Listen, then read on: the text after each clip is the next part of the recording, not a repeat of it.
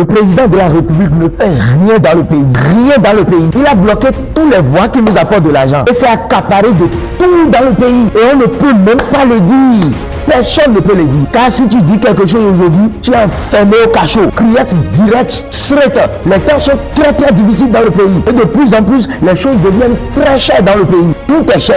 Même tomate est cher. Pas de travail non plus. Chômage partout. Tout est bloqué. Ça goûte, on va manger. Ça goûte, on va manger.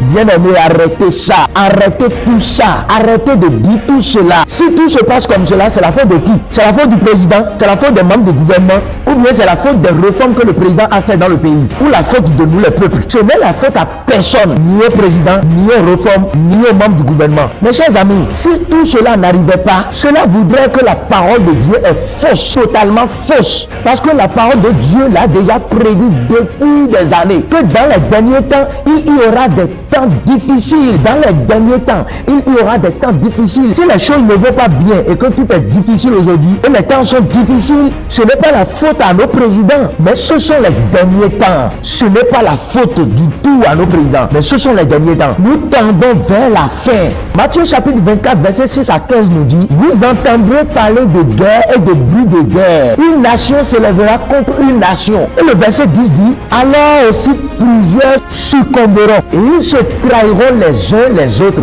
Aujourd'hui, effectivement, nous entendons des guerres partout dans le monde. Des nations s'élèvent contre des nations frères. Regardez l'exemple de l'Ukraine et de la Russie, de la Palestine et d'Israël. Il y a des guerres partout. Regardez la trahison qui se siège au milieu de nos politiciens. Bien aimé, ce n'est jamais la faute à nos présidents, mais c'est la fin et le retour de notre Seigneur Jésus-Christ qui s'approche. Tu crois ou tu ne crois pas où Jésus va revenir. Tout le monde ne peut pas aimer le président qui est là. Même toi-même qui me regardes, tout le monde ne peut pas t'aimer. Certains t'aimeront et certains te haïront. C'est comme ça la vie. Et d'ailleurs, la Bible a dit: malheur à vous si tous les hommes disent du bien de vous. Malheur à vous. Tu ne peux pas être aimé par tout le monde. Tout le monde ne peut pas t'aimer. Allons aux élections présidentielles. Choisissez qui vous voulez mettre en place. Que ce soit blanc, que ce soit qui vous voulez. Les choses continueront toujours de s'empirer. Et là, vous allez commencer par dire: vraiment, le président passé est bon plus que celui-là. Les choses vont toujours s'empirer. Et vous n'avez rien vu encore. Bientôt maintenant, gardez ton gros là, j'ai 3000 francs.